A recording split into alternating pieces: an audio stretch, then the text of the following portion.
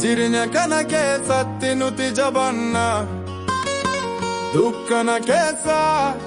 ifa argachuuf qabsaa loogaa fi ulfaata mirga keenya kuttaawwan gaarii isparkii qabsiisu. Jireenya kana keessatti nuti isparkii qabsiisu dhukkubbii fi qabsoo hunda keessa darbe jaalala dhugaa ba'aa galaanatti ishaaru guddina abdiin dukkana irraa ifaaf geessu hiriyaa kooti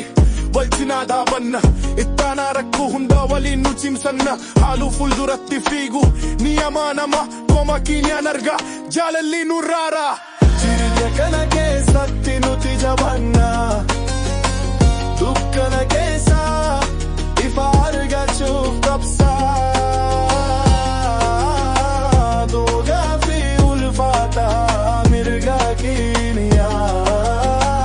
kuttaawwan gaarii isparkii qabsiisu. Dhibee fi dukkana ni gahattanna daamsa qabaachuu nu dura dhaabbanna firaa tukkii fi walaansoo jaalallee waltiya isin jiraadaa kiisan jabaadaaniira hamma dorroobi hanga dhumaatti oduu gaarii lafa walaffannaa hanga faatti soba fi qabeenya anjennee agarsiisna akkuma gurraacha jabaatu hundaaf jabaanna. Jireenya kana keessatti nuti jabaanna dukkana keessa ifa argachuuf qabsaa dhugaa fi ulfaata mirga keenya kuttaawwan gaarii isparkii qabsiisu. Hawaasa keenya keessatti nuti huganna dammaqina safuu fi kabajaa maqaa keenya dhaggeeffataa deeffachuu hedduu biyyi keenya ni yoo hirmaannaa uumaa